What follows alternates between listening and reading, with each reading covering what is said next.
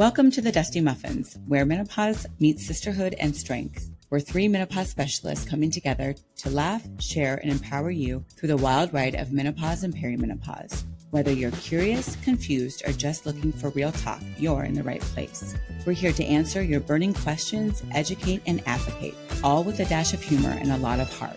So pull up a chair and join the conversation. Before we dive in, please remember, while we're doctors, we're not your doctors. This podcast is for educational purposes only and is not a substitute for medical advice. We encourage you to partner with your own medical clinician to address your unique health needs. This is the Dusty Muffins. I'm Dr. Rebbecca Hertel. I'm a board-certified osteopathic family medicine physician and a Menopause Society certified practitioner. I have a private telemedicine practice, and I see patients in several different states. I'm Dr. Christine Hart Kress, a board-certified women's health nurse practitioner and menopause certified practitioner, and I see patients via telemedicine in several states as well.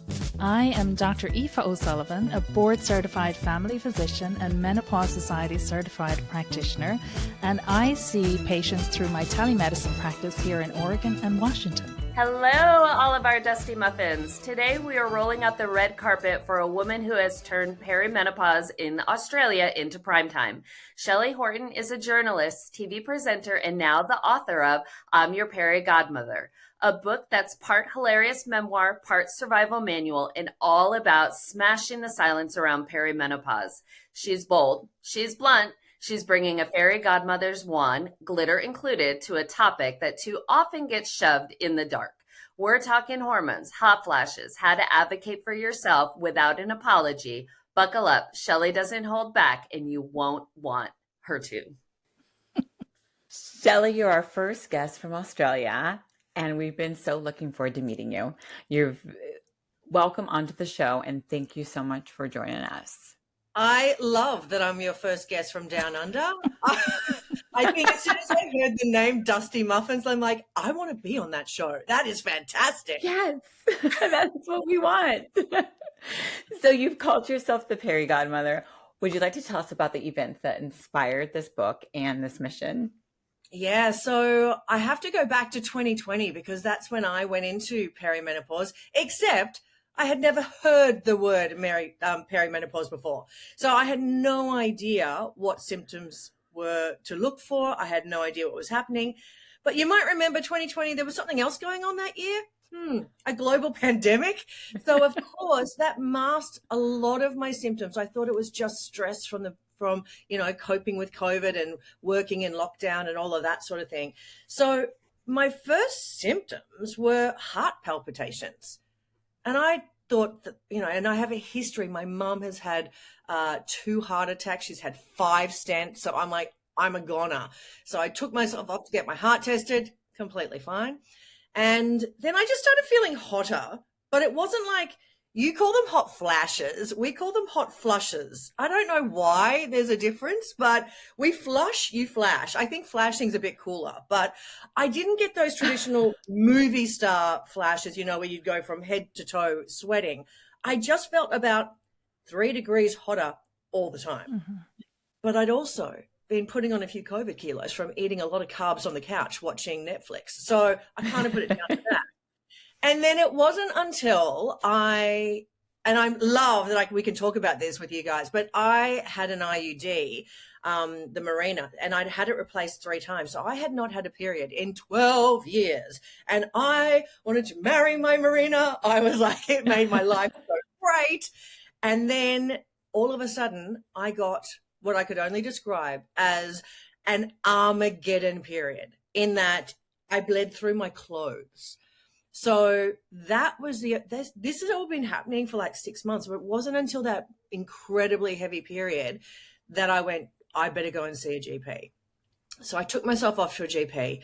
Now, you guys probably don't want to hear this, but I don't have a family doctor. I just go to whoever's cheapest around the place.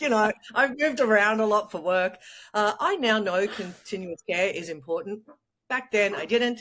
Hey, Maui, that's my dog in the background. Sorry. I'm going to look her out. Maui. You're fine. Anyway, so I went to this GP, and I chose a female GP because I thought, she'll know a bit more about lady business. And I was wrong. she hadn't been educated about perimenopause and menopause. So when I told her about my heavy bleeding with the Mirena, she went, "Oh, that could be cancer." Oh, she went right Oh there. my God. Oh my God. So she sent me off to a hospital because it was all COVID and everyone's masked up and everything. It was so stressful, for an internal ultrasound. And then I had to go back 2 days, and then she drew bloods, and I'm like, and we all know that your bloods are not going to be helpful for diagnosing peri. Anyway, I went back a couple of days later, and she's like, "Great news. You haven't got cancer. Your bloods are completely normal. You're just not managing your stress very well. Perhaps you should take up a hobby." And I was like, "What the?" And I felt such rage and such and to be so dismissed. But the thing was, I grew up being told that what the doctor says goes, and doctors are gods, and therefore you don't question them. So unfortunately, what happened was I just went home and I didn't see another doctor for 9 months. Now, in that time, I got perimenopausal depression, which I now know affects 1 in 3. I had never had mental health issues before. And honestly, I got to the point where I was having days I couldn't get out of bed. I'm a TV journalist. I am bubbly. And I was still managing to go and do my job and I think a lot of women do this. You can kind of fake it for that bit when you're working, particularly when I was on live TV. But then when I was driving home, I would have floods of tears and awful self-talk. Like, honestly, like the things I was saying to myself, I would never say to another human being. And it was things like, "You just embarrassed yourself on national television. Your parents would be ashamed of you. You're so stupid. And you should probably quit your job, because if you got fired, imagine how humiliating that would be."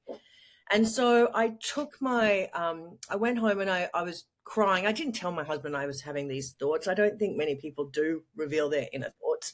But I said to my husband, "I want to quit my job." And he looked at me and he's like, "I know you don't want to do that." And he's like, "Babe, this has been nearly a year now." And he said the kindest thing I think anyone's ever said. He said, "I don't think there's anything wrong with you, but I think there might be something wrong with the chemicals in your brain. So let's go and see someone together." And I thought that was the most beautiful, kind, gentle way of putting it. And so he made an appointment to go to a GP with me. And this doctor was educated about perimenopause and menopause. And I cried my whole way through the appointment. And he was one saying, "She's been like this for a year." And the doctor just went, "Honey, this is perimenopause. I'm just going to pop you on some HRT and you're going to feel better." And then I did start feeling better.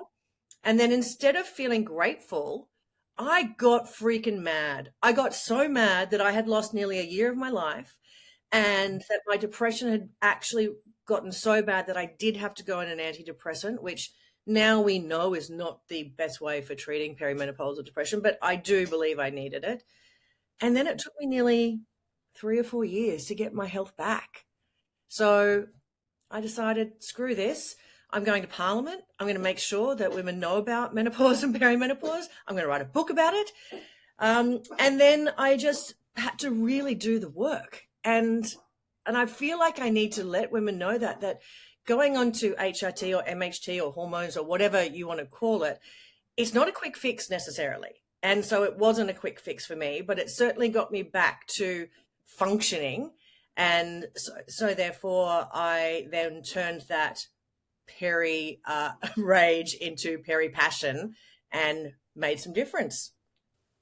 Do you find, Shelley, when you talk to other women in this space, that so many of us have similar stories, and that the rage brought us to this point where we didn't want another woman to feel like we felt or go through what we went through? Absolutely. And I've got to tell you, my DMs exploded when I started talking about it on social media, and women were hurt. They were sad. They were broken.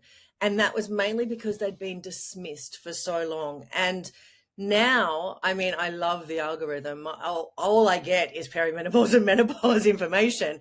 But back then I wasn't. And so now I'm hoping by breaking the stigma and making sure that we're talking about it, it will help other women advocate for themselves. And then the other thing is, because I am a journalist, I'm like, screw this, I'm going to Parliament. And that's where you can make real change. That's when you're advocating for all women. And so I was part of the very first Australasian, no, sorry, I've got to get the word right. The brain fog. Thank you very much. The first parliamentary roundtable in menopause, which was 2023, which was the first time the word menopause had ever been said in Australian Parliament. 2023. Well, That you have the United States beat by a few years, though. Really?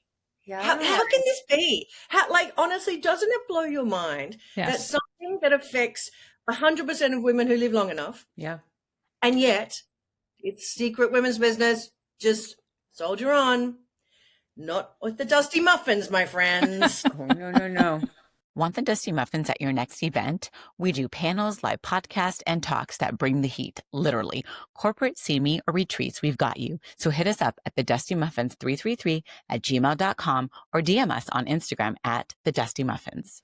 I know in your book you talked a lot about your mom and your relationship with your mom, how it evolved through your own perimenopause, and I love the pajama story in particular.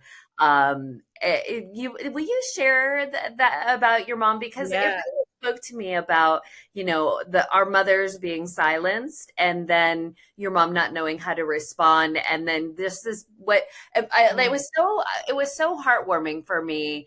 I lost my mom earlier this year, and to hear that story was so heartwarming for me, because it reminded me of my own kind of evolution with my mom, who told me, I don't know what you all are complaining about. It's just what you do. So will you share that? Because it's so awesome. Yeah, my mom didn't tell me anything about perimenopause and menopause, which now in hindsight, I'm like, that's crazy. She had a terrible time. So she went into medical menopause because she had a hysterectomy and the surgeon took the ovaries as well. And this is what he said to her: you've had 2 healthy babies. You don't keep the bag when you come home from the shops. We'll just take it out. I'm like, oh my God. So that's the kind of treatment she was getting. She was put onto HRT and was doing really well. And then bloody WHI study came out and they took her off HRT and she went straight back into medical menopause. And then she's now 76. 70s, right? She's 76 now, and she was having hot flushes every single day. So from age, like, I think she had her hysterectomy when she was like 36. So honestly, I have seen mum having hot flushes, and I just assumed that's what happened to old ladies. I didn't think about my mum being young when it started. And so when I finally got treatment, I sent mum a text because I knew that I was very emotional and I'd probably cry. So I sent her a text saying, Mum, just letting you know, I've been diagnosed with perimenopausal depression, but I'm going on HRT and an antidepressant, and I'm seeing a psychiatrist, and my husband Darren's been really supportive, and I'm okay. I'm just keeping you in the loop. And she replied, chin up. And that was it, which kind of sums up that generation. They just don't know. Anyway, at first I was really mad at mum for not preparing me, and then I felt mad for her. If I look at the way she was treated, it really got to the point where she was dismissed and just told to suck it up, and her generation just did that. So the more I spoke about it, the more next thing, my poor mum, I'm talking about her in national parliament. I'm talking about her on national TV. And I still found it, she and I still have that relationship where we don't have very deep conversations. It's more, she wants to fix things. And one time I was in a fairly deep depressive state, and she had tried to call and I just wasn't up to calling. And I just sent her a text saying, look, I'm not I'm just not feeling great. But I'm okay. And then a couple of days later, a parcel arrived in the mail, and it was the most beautiful leopard print pajamas, and it just had a card from her. Oh my God, I'm going to cry even telling you. And it just said, I don't always know what to say, but always know I love you. So ever if you're feeling like you have to go to bed and rest, put these pajamas on and know that you're loved. Oh my God, I can't believe that made me cry. Now you get me crying. I know. It was We're so going to be beautiful. a bunch of sappy dusty muffins I here. know. Soggy muffins. Yeah. Soggy muffins. Oh, wow. And I still have those pajamas and I still wear them. And it's just, I think sometimes we can be quite harsh on our mums because we say we expect them to have the knowledge and experience that we have, but we have been taught to be vocal. We have been taught to advocate, and they weren't. And so that's why I also dedicated the book to my mum. So, because she was treated so shabbily. But I've got to share another quick story about my mum because it didn't make it to the book, which I wish it had, through all of the research. So, at 76, no, the GP wasn't willing to put her onto hormone replacement therapy. So, but then I learned about Veoza for the hot flushes.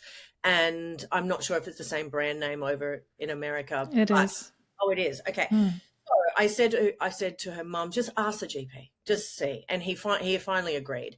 And she went on Veoza, and at age 76, the next day, her hot flushes stopped. So she is now hot flush free. And then she rang me a week later in tears, and I was like panicked, like, what's wrong, Mum? And she said, last night your dad cuddled me and spooned me all night, and that's the first time in 35 years that he's been able to do that because I wasn't too hot. And I was like, oh my God. We don't even think about those sort of side effects, those sort of impact on relationships. So it's actually been, in a weird way, an incredibly bonding experience with my mum to talk about all of this. And now we talk very openly with each other, and it's made our relationship stronger. Do you feel like all of us have kind of been voices for our moms, our aunts? Because I feel like that's the response that I get as well from like my mom, my aunts. They're so proud, and they're so like, thank you, thank you, thank you. Do you feel the same way, that we're just kind of these voices for, our older generation that suffered through all of this? Absolutely. And not only are we, if nothing else, giving them the peace and comfort to know why they were feeling so bad for so long, to sit with their rage for the fact that they didn't get the opportunities that we have had, and now also to pass on to younger generations so that they will be so well informed. I mean, I look at the younger generations now, and even the fact that they talk about periods so openly. Yes. When I was at school, you put your tampon up your sleeve to go to the bathroom and change it. Like, not anymore. These teenage girls, we've got teenagers, they're like, oh, but Mom, I mean, they're over at parties here. Oh, I have to go change my tampon. I'm like, did she just say that out loud in front of like all the friends and everybody? I'm like, okay. I had my nephew saying, oh yeah, we're just having a quiet day with my girlfriend because she's got a period and we're just going to chill today. And I'm like, yeah, this is brilliant, but just like foreign to me. I know. Totally. Yeah, it's great. A lot of our mums' generation, I think, probably left the workforce as well. Because, as they went through that transition, like a lot of us thought about doing. And in part of your book, you write about how women can bring up this topic at work, and not in a very emotional way or anything, but just I think our listeners would probably love to hear a little bit about that from you. Yeah. So another thing that the rage led me to was starting workplace education about perimenopause and menopause. And I make sure it's all evidence-based, but I did the research with a friend of mine who's a doctor, and we looked at all of the workplace research around the world and realized that Australia is like 10 years behind the UK. And the UK are pretty much the leaders when it comes to workplace education around perimenopause and menopause. And they had done some research that showed 1 in 10 women were leaving their jobs because of their symptoms. Now, that's not retiring, because we're talking about late 40s, 50s here. Like, this is where you should be at the peak of your career. Yeah. But what they were doing is they were leaving the job they were in because they had lost the confidence in themselves. Their symptoms, it might even just be that their hot flushes were embarrassing and they didn't feel comfortable standing up in a meeting, you know, when they were dripping with sweat. It might be that their brain fog was really making them feel embarrassed about not being able to find the right words. Or it might be the insomnia making them, you know, have mistakes at work the next day. So this study actually showed, so 1 in 10 left their job, 14% went part-time, and 8% not only didn't get a promotion, but actually actively asked for a demotion. So this is contributing to the pay gap. This is actually, so a perfect example was, there was a woman I spoke to who worked in a bank, and she was a teller in a bank, and she was having such severe hot flushes that she couldn't really concentrate. And then her brain fog was making her second guess her, you know, calibrating the books at the end of the day. And she had a young male HR person who just kept saying, "Oh, just take a day off. Just, you know, go home. So she'd used up all of her sick leave. She'd used up all her personal leave. And she just decided she couldn't cope anymore. And she ended up getting a job at a dentist as a receptionist. Now, if that was her dream, all power to her. But it wasn't her dream. It was just what she felt like she could manage to do. And she was only working 3 mornings a week rather than full time. Now, the loss in her superannuation, the loss in her income, the loss in her self-esteem and power, all of that could have been fixed if she had the knowledge to treat her symptoms. Mm-hmm. So what I do is I go into workplaces and do like a 1-hour lunch and learn or a webinar and explain to everyone, men and women, because everyone needs to know about this. This is not a women's health issue. This is a society issue. And explain that this is what perimenopause, menopause, postmenopause is. This is what the symptoms are. Here's the evidence-based treatments that you can use. I go in deeply around the WHI and how, you know, that's been walked back, and HRT does not cause breast cancer, so that women are making informed choice. I still believe it's all about choice. So I'm not forcing women to go on HRT. Some women I'd love to slap a patch on, but I can't do that. When they're not looking. But I also think it's up to them. Yeah, it's like, there we go. Pat on the back. There you go. A little bit of estrogen. That's all you needed. But so they can make informed choices. So my thing is, I don't care if you don't want to go on it because you hate Big Pharma or you don't want to do it for whatever reason. Here are the facts. At least don't decide to not go it because you're scared of breast cancer. So that's the way I put it. Then I talk through the lifestyle changes and things like that. And then also about how to talk about it at work, because we need to remove the shame and stigma. And the way that I suggest people think about it is, remember 10 years ago, you would never talk about mental health in the workplace. Yet now we have mental health first aid officers at work. Everyone openly talks about depression and anxiety, and the workplace supports them. So the same thing in workplaces in Australia is now it's about having a menopause policy where it is a living, breathing document that is updated with the latest information so the women can use it as a resource. It's about using the correct language. Like, we don't need to say the change or, you know, let's just call it perimenopause, menopause, postmenopause. And then just being a teammate. So what I've found is when I educate workplaces about this and women say, okay, my biggest thing is brain fog. I'm really struggling. If I'm in a meeting and I forget the client's name, can one of you guys just jump in and say it? And they said it's almost like a sisterhood then, that they feel supported. And then workplaces making some small adjustments, which are not costing them anything, but things like don't have the major financial budget meeting at 3 p.m. have it at 10 a.m. when everyone's feeling a little bit sharper. Do things like make sure they've got access to cold water and control the aircon and access to information so that they can help themselves and not feel embarrassed talking about it, because you don't want women to feel like they are jeopardizing their career because they're aging. That is just discrimination. What we need is support them so they can get the help that they need, because these symptoms are manageable. And then once you get through it, look out, because that's when you're going to take over. And that's where I'm at right now. So true. And such simple things to do at work for your employees and your colleagues, but make such a difference.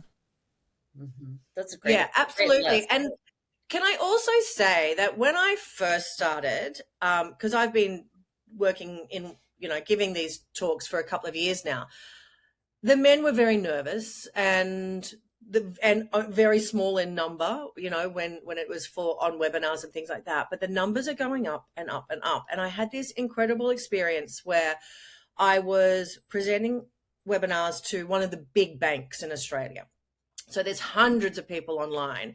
And afterwards, their people and culture person contacted me and said, I've been contacted by some of the male leaders who would love to have a men-only menopause session. And at first I was like, oh, for fuck's sake, can't we even have one thing for ourselves? But then I checked myself. They're all in their fields.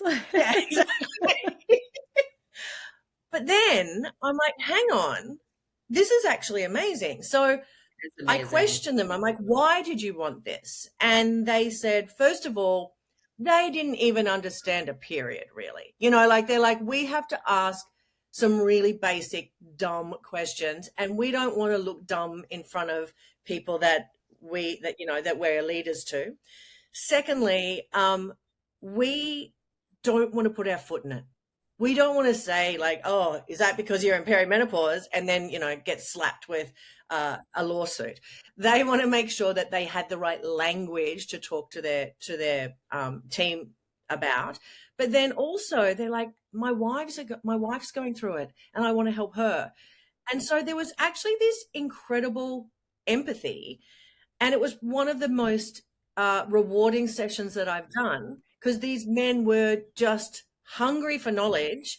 Aww. And came from such a good place. And I kind of had to give myself an uppercut because I had been so dismissive beforehand, when in fact they were fantastic. And now, I make an effort to really call out and make sure that the men know that they are important in part of this process, because there's no sense educating all of the women and having the men, blind.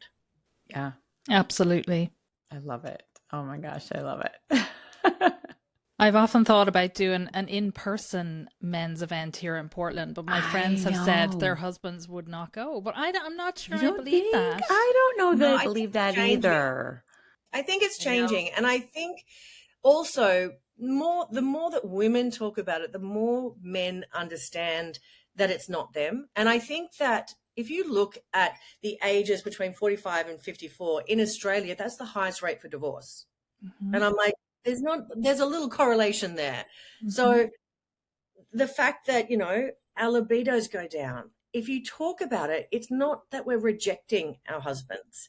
It's actually just because our hormones are driving us crazy, and my vagina's like the Sahara. So, I don't want to put anything in there. So when you actually talk to them about it, they become your teammate rather than your opposition. And I talk about it in the book as well, and say that men tend to want to fix things, which can get a little bit frustrating when it's your body. But what I do is I get my husband to help me with medical appointments, with reminders. Once I decided, because I had a scary time after an ablation where I ended up in the ICU. And from that moment, I'm like, I am definitely making some lifestyle changes. So I decided I would walk every morning. And he was like, I'll do that with you. And having that exercise buddy had really helped me stick to it. And just things like that. And when I'm like, I need to eat more protein, he's like, I am on board with that, because he loves me. But if you think about those sort of things, it actually shares the load, and they feel like they're helping. Well, they are helping, but they feel like they're on your side, which can really help. Feeling off in midlife? I'm Dr. Rebbecca Hertel, and I offer concierge telemedicine across multiple states focused on hormones, weight, libido, and sleep, and longevity. Let's get you thriving. So visit www.osteopathicmidlifehealth.com. So, Shelly, you write about laughing through brain fog moments. Everywhere in your book is a laugh out loud moment. I like this one. You call perimenopause the longest, most frustrating pre-party in history. And you also have said, and jokes that can make you feel like an evil, miserable bitch, but then eventually you're nice again. Do you find that you have gotten more, you've used laughter and wit to help you cope through perimenopause? Or has it been just really powerful for women in them responding to you as well? I think for me, because I am a journalist, there were plenty of menopause books out there, but none of them really spoke to me. They were dry, dusty muffins, to be fair. We are not dry, dusty. A lot of medical jargon and so much. There was no story to it. So for me, I'm like, you know what? I also don't want to be doom and gloom, because I think, and I'm sure, having read my book, that I probably have had one of the worst peri experiences around. So I could have been really doom and gloom. But if you bring in some humor, and some of it is self-deprecating, and a lot of it is I just take the piss. Do you use that term in America, take the piss? It's like make fun of. Make fun of Peri. And say that again. And almost say that again. Taking the piss. Take the piss. What does that mean? It means take the piss out of something, make fun of it. We use it in Ireland a lot. It is, yes. I think sort of, United Kingdom and Ireland, we're similar with our language use. In Ireland, do you say flushes or flashes? Flushes. Flushes, yeah. So maybe because we're convicts, we've followed the UK. Both under British rule for a long time. Mm-hmm. So for me, I wanted this book to be a rollicking good read and have laugh out loud moments, as well as get into the deep, side of what's happening. And I think by doing that, I've managed to reach a lot more women. They haven't been put off. Like, I've had women, sending me messages going, I was laughing one minute, I was crying the next. I'm like, that's the Peri roller coaster. This book is exactly that. But I also want to give hope, because I think the fact that I was, knocked to the ground so many times and I got back up, now I'm like, it can be dreadful, but sometimes you just need to kick it in the ovaries and get back up again and start and keep fighting. And I want to have that message that, this too shall pass. We will get through this, and you don't have to wait a freaking decade. You can actually get onto some treatments that will help you get through it. Yeah, I love it. You also give a lot of tips, like practical tips about how to get to, approach your doctor, your doctor visits, lifestyle changes that support, women through that transition, and medications as well. So if listeners take one actionable step after the episode, what would that be? I think advocate for yourself. So the most important thing is to educate yourself. Go in armed with knowledge. One thing that I recommend to everyone is start tracking your symptoms. Write them down, because that is like then presenting a case in court, dun dun, you can and these are my symptoms. I think I'm in perimenopause and I want treatment.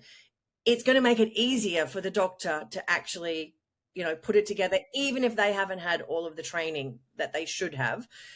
So tracking your symptoms, educating yourself. And if you do go to a doctor who is not up to date with the latest research and denies you treatment, sack them and go somewhere else.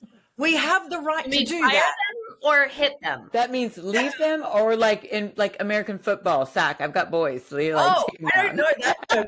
No, fire them, and go Or and you're get some. the sack. Don't kick them in the balls. Don't do that. That's going to end up, in a bad place. No, I just say fire them and go and get someone else. And there are some great resources out there, so make sure you're using them. And the other thing I love when it comes to the sisterhood is when you find a good doctor or a good gynecologist, you then tell all your friends. Like my GP here on the Gold Coast, who's a regular GP. Do you use GP in America? No, you use Family therapist or family medicine or FP. So my doctor, who's a general practitioner, said, so apparently now I'm a menopause specialist because all of your referrals have meant that I am booked out with menopause. But she loves it because she's up to date. And I think start thinking of your doctors as your health team, and you're a member of that team as well. So you have a say, your doctor has a say, your physio has a say, your gyno has a say, and you work together to get you back to the best you can be. I'm not surprised she loves it. I always tell my patients, like, my job is so lovely now. I just sit here every day, listen, and my patient tells me everything that's wrong, and then we chat about what to do. Like, it's so easy. And, I went through 20-something years of being a GP, and no one ever wanted to hug me when I started them on metformin or a blood pressure medicine, So this is just, as a clinician, it's a really lovely job to have, taking care of women and promising them at that first appointment that even though they can't see it now or even imagine it, that they will feel back to themselves in a few weeks or a few months. It's kind of magical. It is magical. And also when women finally feel heard, it is a breakthrough moment. So I'm sure you get lots of tears in your practices as well, but often it's happy tears of finally finding someone who will listen and not feeling like you're going crazy. Yes. That there's a reason that this is all happening. So yeah, I've hugged my GP many times. So it is a beautiful change that's happening in Australia. Part of the campaigning I'm doing with the government is when they are insisting that new doctors, it is compulsory for them to study perimenopause and menopause. At the moment in Australia, if you're a GP, most of them who are Gen X and over have had zero training, and some have had 1 hour. So that is happening in Australia. Then they're also going to introduce some online training for current doctors that will update them and make sure that they're not handing out, old advice. But let's just say governments, glaciers move faster than government action. But I'm still here, still fighting. I had a meeting with the health minister just last week, just making sure that you got to keep the bastards honest and make sure that they keep on, getting information out there, because our government has announced $500 million for women's health research, and particularly focusing on perimenopause, menopause, and endometriosis. And we're going to make sure that money's spent well. And Dr. Peri Cashel is a GP over there, our friend. Peri. She has made the most incredible course for clinicians that is going to blow everyone out of the water, and they will be able to get up to date on their perimenopause and menopause care. And it's really going to benefit them and their patients. And that's coming out soon. Yes, and I love Kerry so much. So Kerry organised an event that we had at the Sydney Opera House called So Hot Right Now, and it was Dr. Louise Newson, Dr. Mary Claire Haver, Dr. Vonda Wright, Dr. Kelly Casperson, my psychiatrist, Professor Jayshree Kulkarni, and Dr. Peri Cashel, and a couple of others, and we filled the Opera House. And we had the most incredible event. I know I'm supposed to say that my wedding was the best day of my life, but I kind of think that Opera House event was the best day of my life. Well, listening to everyone who was there, I think, it was a lot of everyone's favorite day of their life. Yeah, and we got a standing ovation, 2,500 people, standing ovation, tears streaming. It was a watershed moment. It was very, very cool. So please, if anyone listening, follow Dr. Kerry Cashel. She is hilarious. Even though she does need subtitles for her Irish accent, she has such a strong Irish accent. No, I have a hard time. And she speaks so But I love to listen to it though too. So she's also campaigning for testosterone to go onto the PBS in Australia. So again, we are all doing what we can down here to make sure that it's not just us shouting into the void. We're trying to make some permanent change to make it better for women. Last thing, Shelly, do you have a myth you would like to bust while you have the airwaves here on the Dusty Muffins? Yeah. Hell yeah.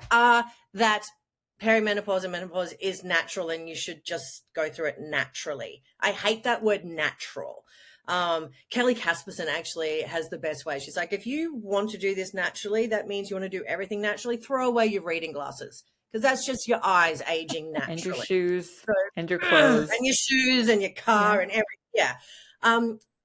I really think that women, I still get it to this day, even with all of the campaigning and talk on social media, like, I just want to try and get through it naturally.